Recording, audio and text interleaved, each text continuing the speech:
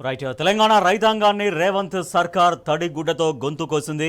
రైతు బంధు కాదు, మేము వస్తే అధికారంలోకి వస్తే రైతు భరోసా ఇస్తాం, ఇప్పుడు 10,000 ఇస్తుంది, కానీ మేము వస్తే 15,000 ఇస్తాం ఎకరానికి అన్నారు. కానీ 10,000 లేదు, 15,000 లేదు. టోటల్గా రైతాంగాన్ని నిలువునా ముంచింది కాంగ్రెస్ ప్రభుత్వం. ఇవాళ కూడా అసెంబ్లీలో కూడా ఒక స్పష్టమైన వైఖరి లేదు, స్పష్టమైనటువంటి గైడ్ లైన్స్ కూడా ప్రకటించలేదు. రైతు భరోసా ఎప్పటి నుంచి ఇస్తాం, ఎన్ని ఎకరాల వరకు ఇస్తాం, లేకపోతే ఈ రకంగా ఇస్తామని చెప్పిన ఒక స్పష్టమైనటువంటి విధానం కూడా ఎటువంటి ప్రకటించలేదు.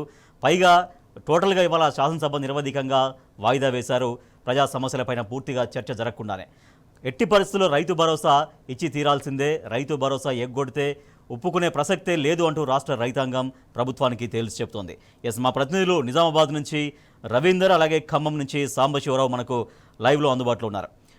రైట్ రవీందర్, నిజామాబాద్ జిల్లా వ్యాప్తంగా రైతాంగం ఎట్లా ఎదురు చూస్తోంది రైతు భరోసా కోసం? రైతు భరోసా లేదు, రైతు బంధు లేదు, కాలయాపన, కమిటీలు, తర్వాత గైడ్లైన్స్ రావాలి అని ఒక కాలయాపన చేసే పద్ధతి తప్పించి నిజంగా రైతు భరోసా పలానా తారీఖు నుంచి పలానా రైతాంగానికి ఇస్తామని ఇంతవరకు ప్రభుత్వం స్పష్టంగా చెప్పలేకపోతుంది. దీని పట్ల రైతాంగం ఎంత ఆగ్రహంతో ఉంది నిజామాబాద్ ఉమ్మడి జిల్లా వ్యాప్తంగా?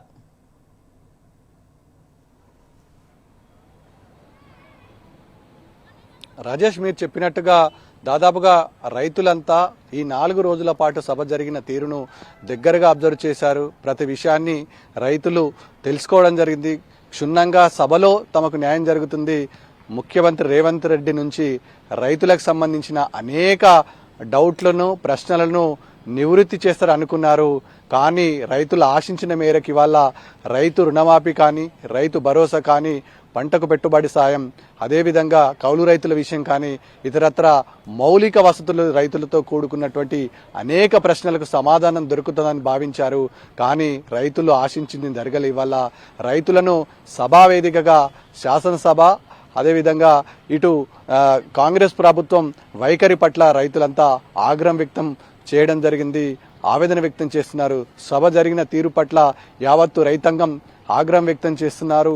సభలో నిర్వహించిన రైతుకు సంబంధించిన అంశాల పట్ల అనేక ప్రశ్నలకు నివృత్తి జరుగుతాయని, రైతు భరోసా ఎప్పుడు ఇస్తారు, పంటకు పెట్టుబడి సాయం ఎప్పుడు ఇస్తారు, పూర్తిగా రుణమాఫీ కానీ రైతుల పరిస్థితి ఏంది, మరి కట్ ఆఫ్ డేట్ ఏంది, క్యాబినెట్ సబ్ కమిటీ ఏర్పాటు చేశారు, ఆ క్యాబినెట్ సబ్ కమిటీ యొక్క గైడ్ లైన్స్ ఏ విధంగా ఉండబోతున్నాయి, రైతులకు అనేక ప్రశ్నలకు సమాధానం దొరుకుతాయని భావించారు. కానీ ఏ ఒక్క దానికి వల్ల ప్రభుత్వం స్పష్టమైన వైఖరి ముఖ్యమంత్రి నుండి కానీ, సంబంధిత శాఖల మంత్రుల నుంచి కానీ స్పష్టమైన సమాధానం రాయలేదు.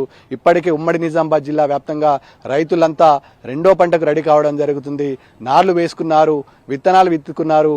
దాదాపుగా ఇక్కడ ఉన్నటువంటి ఉమ్మడి నిజామాబాద్ జిల్లాలో మొదటగా క్రాఫ్కు వెళ్లడం జరుగుతుంది.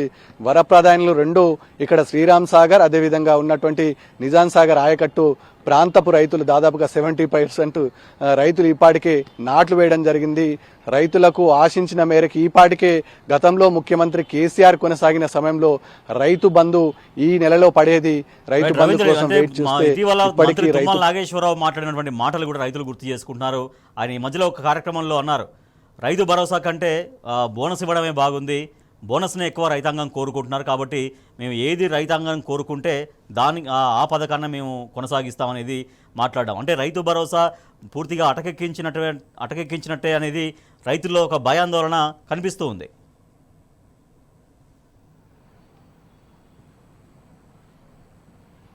దాదాపుగా మీరు చెప్పినట్టుగా అదే అంశం పైన లేవనెత్తుతుంది. రైతుల అభిప్రాయంతో ప్రభుత్వానికి ఏమాత్రం సంబంధం లేదు. వాళ్ళ అభిప్రాయాన్నే రైతుల అభిప్రాయంగా చిత్రీకరించే ప్రయత్నం జరుగుతుంది. పూర్తిగా రైతు బంధును పక్కదారి పట్టించే విధంగా, రైతు భరోసాను పూర్తిగా ఇక్కడి నుంచి తీసివేసే విధంగా, రైతులకు అందించకుండా కుట్ర జరుగుతుంది. దాదాపుగా వారు చెప్పారు, ముఖ్యమంత్రి హోదాలో ఉన్నటువంటి రేవంత్ రెడ్డి గతంలో పిసిసి అధ్యక్షుడు హోదాలో రైతు బంధును పెంచుతాము, రైతు బీమాను కొనసాగిస్తామని అనేకమైన హామీలు ఇచ్చి అధికారంలోకి వచ్చినటువంటి రేవంత్ రెడ్డి సర్కారు ఇవాళ తప్పించుకునే ప్రయత్నం చేస్తుంది, రైతులను ఇబ్బంది పెట్టే ప్రయత్నం చేస్తుంది.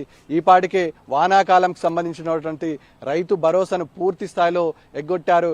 కనీసం యాసంగి పంటకైనా ఇస్తారా లేదా అనే విషయం కూడా స్పష్టంగా ప్రభుత్వం పైన లేదు. దాన్ని తప్పించుకోవడానికి ఇవాళ క్యాబినెట్ సబ్ కమిటీని ఏర్పాటు చేశారు. ఆ క్యాబినెట్ సబ్ కమిటీ ఇప్పటి వరకు ఉమ్మడి నిజామాబాద్ జిల్లా వ్యాప్తంగా పర్యటించలేదు. ఆ సబ్ కమిటీలో విధి విధానాలు ఏమున్నాయి, ఏ రైతుకి ఇవ్వాలి, ఏ రైతుకి ఇవ్వకూడదనే విషయం మీద స్పష్టంగా లేదు. ఇవాళ ప్రభుత్వం అసెంబ్లీ సాక్షిగా దాదాపు పాన్ కార్డు ఉన్న ప్రతి రైతుకు రైతు బంధును కట్ చేస్తున్నాం, దాదాపుగా ఐటీ కట్టే రైతులందరికీ రైతు బంధు ఇవ్వము, ఉద్యోగస్తులకు రైతు బంధు ఇవ్వము అని తేల్చి చెప్పడంతో రైతులంతా ఆవేదన వ్యక్తం చేశారు. Right. అప్పుడు పిసిసి అధ్యక్షుడు హోదాలో ఉన్నటువంటి రేవంత్ రెడ్డి అనేకమైన వాగ్దానాలు చేసి ఇప్పుడు మాట మారడం పట్ల ఉమ్మడి నిజామాబాద్ జిల్లాలో ఉన్న రైతులు ఆగ్రహం ఆవేదన వ్యక్తం చేసిన సందర్భం స్పష్టంగా కనబడుతుంది. రాజేష్.